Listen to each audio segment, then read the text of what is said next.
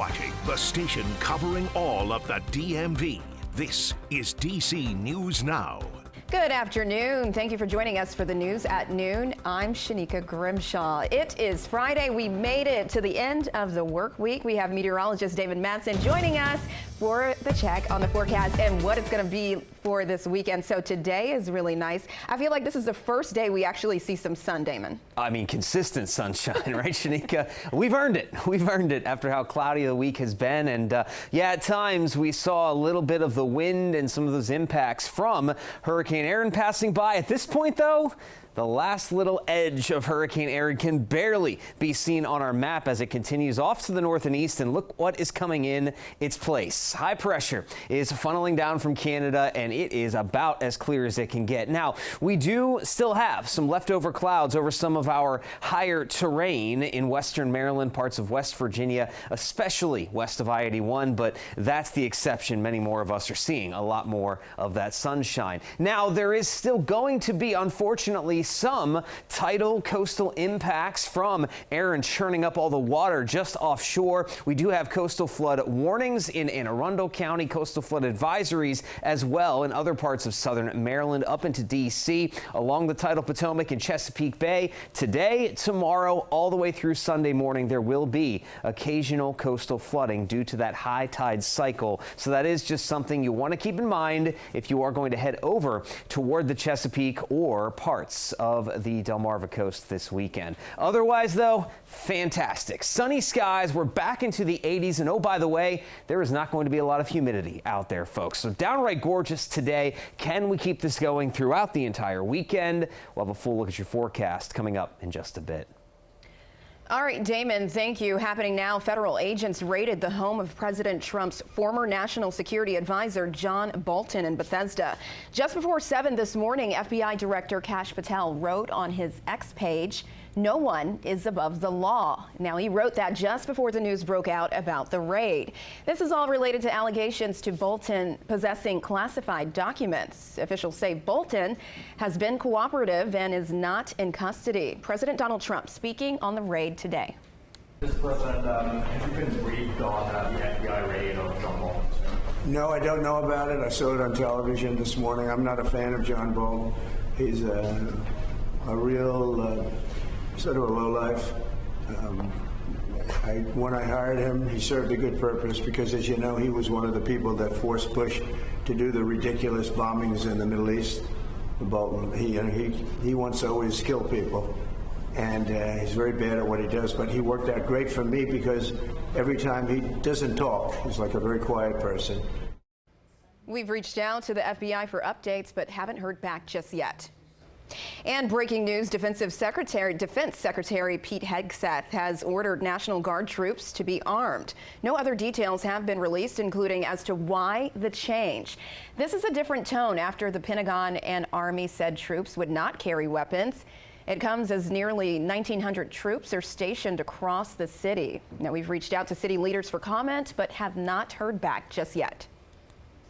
And meanwhile, President Donald Trump has characterized crime being the worst in the district. But how do the numbers actually stack up? DC News Now's Candace Cole is outside of DC Police headquarters with more. We looked at those numbers, and contrary to President Trump calling D.C. the most unsafe city in the nation, when compared to statistics from other cities, that data just does not reflect that. Earlier this month, during a press conference and appearance on Fox News, the president cited old data from 2023 when he called D.C.'s homicide rate higher than, quote, the worst place on earth. That's according to the fact-checking site PolitiFact.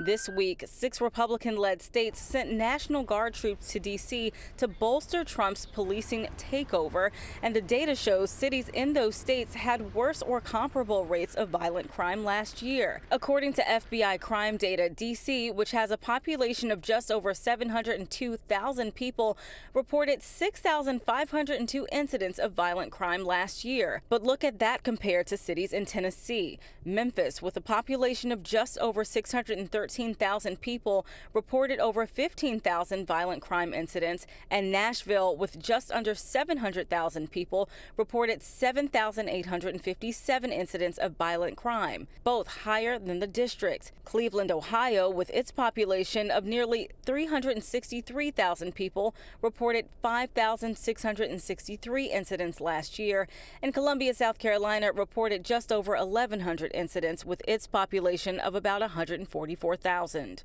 Mississippi and Louisiana are also sending National Guard troops here to D.C. However, we were not able to find data for their capital cities of Jackson and New Orleans. About 1,900 National Guard troops are now here, mostly concentrated around the National Mall and downtown. Reporting in Northwest, Candace Cole, D.C. News Now. It is now 12:06. Thousands of federal agents and National Guardsmen have surged into the district. Attorney General Pam Bondi says they've made 630 arrests over the past 10 days, and many of the arrests have been related to immigration status. Witnesses have been watching as agents have staked out popular food delivery sites and arresting people at traffic checkpoints. It's leaving many in the community fearful, and a local daycare says it couldn't fully open at one point because their staff were just too afraid to come to work. And you can see our full continuing coverage of President Trump's takeover of DC police on our website. You'll also be able to find many reactions to the President's crackdown, what D.C. families and businesses are experiencing, and a breakdown of the violent crime stats that police say is at a 30-year low. Just go to dcnewsnow.com and click on DC Takeover. And happening now, a new curfew in the district is now in effect. This here, you can see U Street, where kids under 18 are not allowed to gather. The curfew zone includes 15th and V Streets to T and 7th Streets and continues until Sunday night. But the citywide restrictions for kids under 18 continue every night from 11 until 6 in the morning. They remain in effect through the end of the month. And happening today, a judge could release Kilmar Abrego Garcia from a Tennessee jail. The release may give Abrego Garcia some freedom since he was wrongfully deported to El Salvador in March by the Trump administration. He was returned to the U.S. but sent to a Tennessee jail awaiting trial for human smuggling charges. Abrego Garcia's lawyers said a private security firm will take him from Tennessee to Maryland if he's freed. And developing now, investigators say 2 people have died from carbon monoxide exposure in Largo, Maryland. A third adult remains in critical condition. Fire crews say it happened in a row house on Berrywood Court yesterday. Still no word on where the leak came from. Carbon monoxide is a colorless, odorless, poisonous gas. And happening today, Fire Station 4 in Montgomery County is hosting a After the Fire campaign and community focus. This is following a fire in Brookville last night. Officials say the fire likely was accidental and possibly started from an electrical wiring.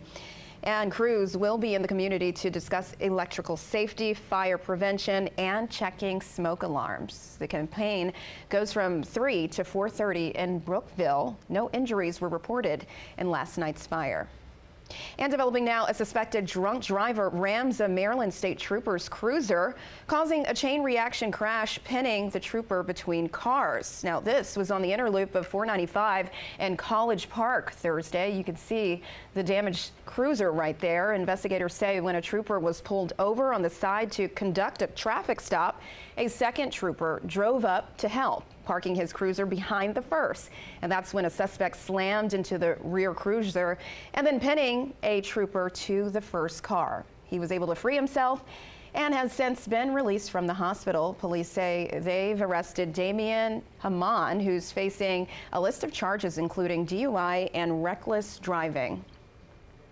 And new firefighters in D.C., 29 new members of the recruit class 411 and cadet class 27 have marched across the stage to take their oaths of office to become firefighters. This is held on the Lamont Riggs campus of UDC, and during their training, they learned all facets of firefighting, hazmat protocols, and became certified medical technicians. The new class has men and women ages 18 to 21.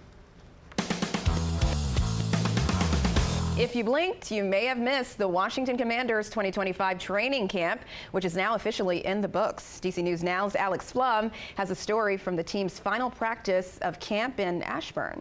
Say that this year's Commanders training camp has been kind of a boring one. Honestly, not that many storylines, but maybe that's a good thing for a team that just made it to the NFC Championship game for the first time in a long time. After the final practice of their 2025 training camp, the Commanders reflecting on how much they've progressed this summer. Last year, we were new together, and so it was also new for me communicating with Cliff and Joe and Larry in game. For me, having another lap at that all through camp, that's been good. There's still growth to be made. Just every single day is just figuring out where can we be better, where can we improve. You don't become a champion on the day championship game is played. You become a champion in the offseason where those habits are formed, those championship habits are formed. And for your daily Terry McLaurin update, Terry came out to watch the team work during practice. Here's a video of him breaking down at the end of practice with the wide receivers. Still no deal for Terry, though. As for what's ahead, the Commanders will play the Ravens in their final preseason game on Saturday, and then rosters need to be cut down to 53 players by Tuesday at 4 p.m. That'll do it for Commanders 2025 training camp. Reporting here in Ashburn, Alex Flum, DC News Now.